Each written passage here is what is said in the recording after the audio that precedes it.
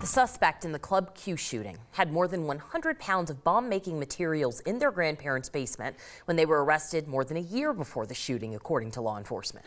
Documents in a case from June 2021 were unsealed today, and they detailed the day the suspect threatened to kill their grandparents, the suspect saying they wanted to be the next mass killer. According to those documents, family members from other states told investigators the suspect had a history of violence, especially toward their grandparents, who even slept behind a locked door in the home they shared with the suspect. That 2021 bomb threat case was dismissed just months before the Club Q shooting. The district attorney says they dropped the case because the family would not cooperate. In July, a judge dismissed the felony charges in a protection order, and that allowed the suspect to have guns again. A man shot twice at Club Q says he's angry that was allowed to happen. Here's 9 News reporter Kelly Rinke. That's a failure, complete failure. Ed Sanders is struggling to move forward after learning more about the Club Q suspect's past. Well, it's a setback, no doubt about it. I'm angry where I wasn't so angry before. He was shot twice and just returned home after nearly 3 weeks in the hospital. Ed doesn't understand why the suspect was legally allowed to have weapons that night.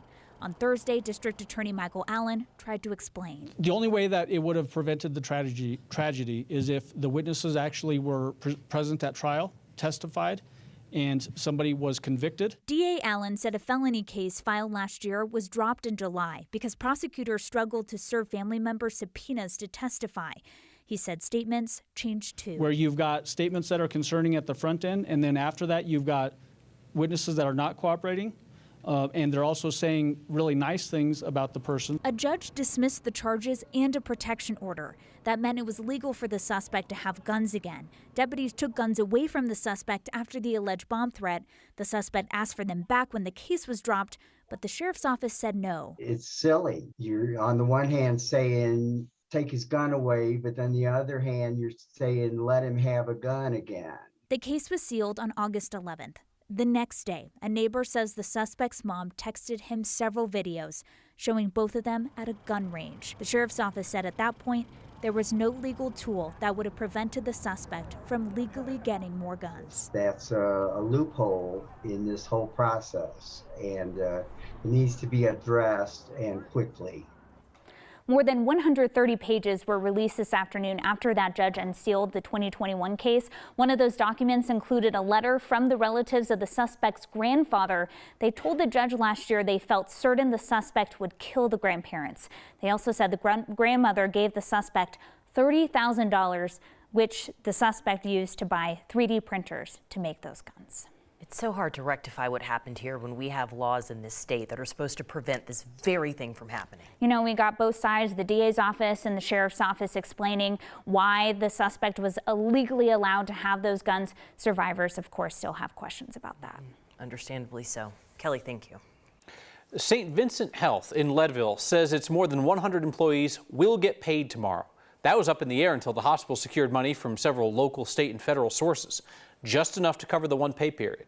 Today, the hospital board of directors asked county commissioners for a $480,000 taxpayer bailout.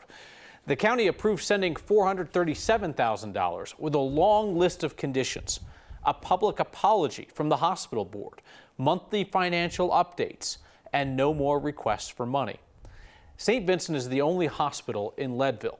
We talked to a former IT employee who says he left when he realized the hospital was running out of money. We have to have something for when things go wrong. Quite frankly, I'd be surprised if they made it to the end of the year. Honest to God, who's going to want to move to a town that doesn't have health care? In order to get the nearly $500,000 from Lake County, the board of directors had to agree to all of the various conditions. They didn't do that tonight. They said they want to review it with legal first. The board did claim that the hospital's interim CEO has been giving up pay for some time now, suggested that employees should thank the CEO and other management. They couldn't do that in person because the CEO is on vacation out of the country. The city of Denver is activating emergency operations to help hundreds of migrants who have come here recently. About 100 people came in a large group this week, 300 total in the last few months. The city says it's seeing a slow, steady stream of people coming in. Most are from Venezuela. The city says some are coordinating on social media, deciding to make Denver their destination. They're not being sent by another state. More people are expected in the days and weeks to come, though the city doesn't know how many. They're turning to nonprofits, faith-based agencies, and other groups trying to find more shelter options beyond the emergency shelter set up this week. It's touching to see how grateful they were for it all. It's also heartbreaking. You know, this isn't something that anybody wants to see or anybody should experience.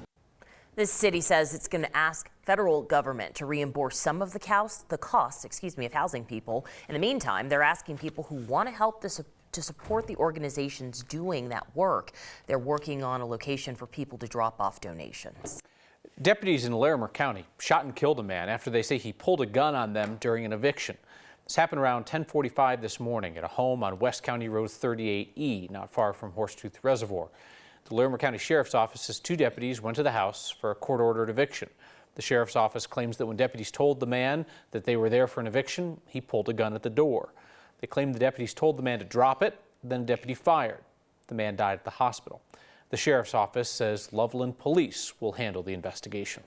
The family of a couple murdered in 2020 cannot sue the retail app where they met their suspected killer.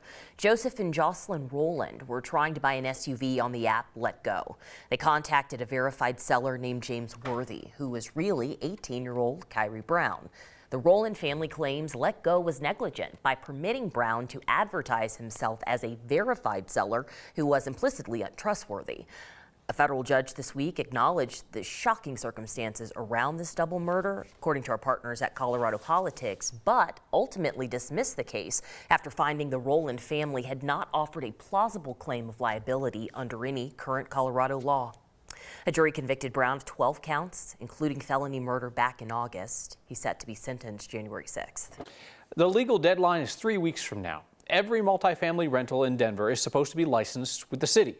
Yet the city says it's granted less than 1,000 multifamily unit licenses. 9 News reporter Jennifer Meckles has an update on that program's slow start.